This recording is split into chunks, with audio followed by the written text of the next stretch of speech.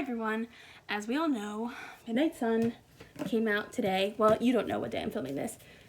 I'm wearing a New Moon t-shirt. It was an accident, so that's even more embarrassing. But I told myself I couldn't read this book until after I filmed my July wrap-up, which I've been putting off for like a week now. So this is going to go up tomorrow. It'll be a week late.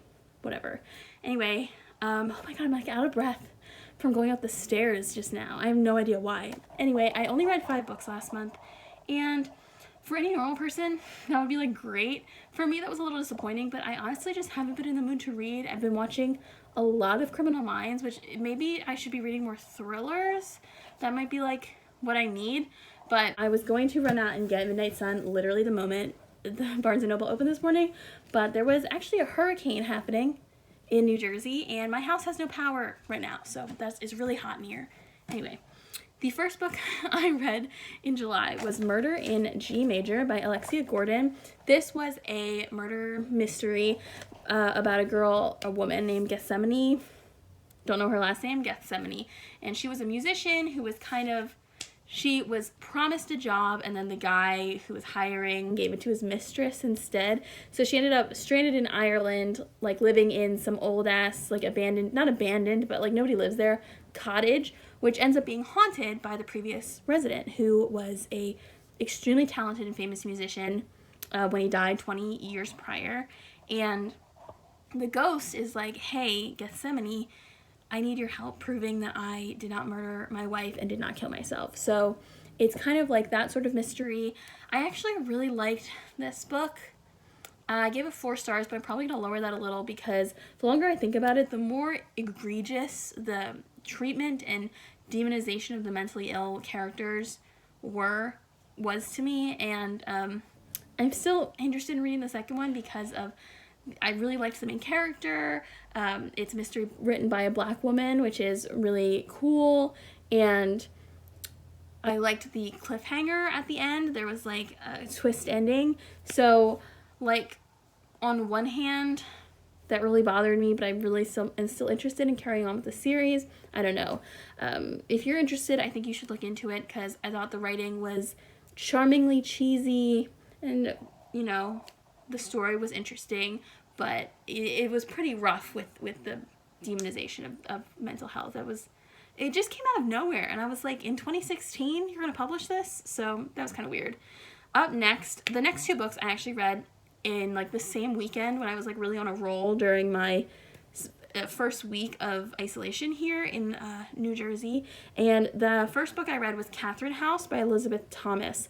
This book is about a girl named Inez, and she gets into this place called Catherine House, which is a post-high school, almost college, where if you get in, it's free. You don't have to pay for it, but you go and you have to stay for 3 years. Like, no contact with the outside world, no outside clothing, no media, like nothing. You're like there, and it's extremely insulated. And Inez starts to suspect that things with Catherine House aren't all they seem. That's basically all you get going into this book. The book is in 3 parts, which are her 3 years at Catherine House, which I thought would have been interesting to know going in or maybe not going in. You figure it out pretty quickly. It's just that before you kind of pick up on that, there's no sense of pacing, really. I don't know. This book was a little off for me, which is unfortunate because I had been anticipating it so highly. I'm definitely going to read more from this author because I thought that it was so imaginative and interesting, but for some reason it just didn't quite sit with me. So I'm gonna end up probably giving it like a 2.5 and like giving it like a 3 on Goodreads because I feel like it feels right, even though that's not maybe like the most positive of reviews. I guess I should get the book. I'll just put a picture in. I don't really care. Up next, I read The Return by Rachel Harrison. This was a horror book I read. Basically, there's this group of 4 friends, and oh my gosh, your whiskers are on the screen. There's this group of 4 friends, and one of them goes missing while she's hiking, and 2 years later, to the day, she just shows up on her front step with no memory of what happened. And so the 4 friends decide to go on a girls' weekend trip to kind of rekindle their friendship and, you know, reestablish those bonds. But when they get there, something's not quite right with the girl who went missing. And so it's kind of like, is it her? Is it her, but did something come back in her place? Did she become, like what happened to her? And so, unfortunately, this book also didn't quite hit for me. There was a lot that I really liked. There was a lot of really suspenseful moments I thought that were written really well. The thing that really didn't work for me was the setting. It was like, it was this really tacky themed hotel. And you could tell that it was supposed to be like one of those books where the setting is a character. But unfortunately for me, I found that, and I love long descriptions, like long, really thorough descriptions like that. I found them really, like, mostly tacky. I didn't think they really contributed. I think that she could have picked a similar idea of, like, this, like, overly trendy hotel and maybe made it, like, I don't know, maybe it would have been cool if it was, like, super high tech and there was, like, surveillance, kind of almost like The Turn of the Key, but it was like one of those hotels where it's like really like themed. Every room has a theme, and it's like a mishmash of different styles. Nothing really goes together, and it just didn't. I feel like there was supposed to be more significance to it than there was. But I am probably going to give this book 3 stars because I read it really fast. So I don't know, pros, cons, and I actually really, really liked the relationships between the characters. The 4 girls who were friends, I thought it was really interesting. I thought it was really reflective of what friendships are like in real life. And I will say that a lot of the conversations felt a little repetitive, so that's another thing to keep in mind. And then the last 2 books were the ones I read during the reading rush. The first was Hunger by Roxane Gay, which is a memoir of her history and relationship of her with her body following a sexual assault as a child. And then I read Giovanni's Room by James Baldwin, which is about a man named David who, at the beginning of the book, he's reflecting on his relationship with a friend named Giovanni who is about to be executed for something, and then it kind of goes back and looks at him grappling with his sexuality in Paris in the 60s and how he became involved with Giovanni. And both of those books were 5 stars.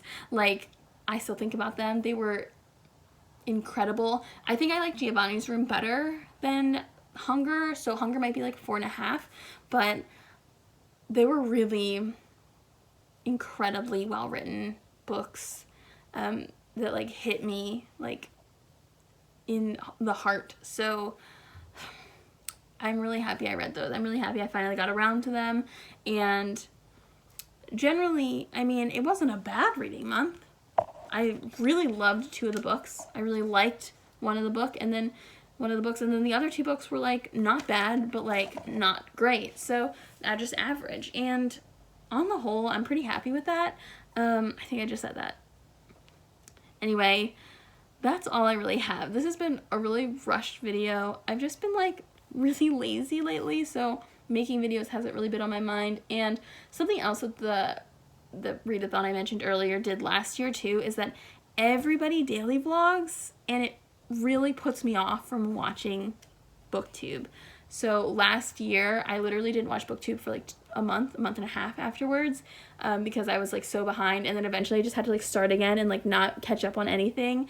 And that's what happened this year too. I haven't watched any BookTube videos in weeks. Like, I have no idea like what people are reading, and that's something that I enjoy doing. So the fact that I'm not doing it isn't like an okay, so you're just not watching YouTube videos right now. It's like, no, I really like, I love Goodreads because I love seeing people's updates, and I love watching people's wrap-ups, and I love watching people's TBRs and reading vlogs and all of those stuff. So the fact that I'm not watching it because there's like so much to catch up on is like kind of sad, but I'll get back into it eventually, and you'll be seeing some more from me because I think I want to vlog my reading of this. Maybe not.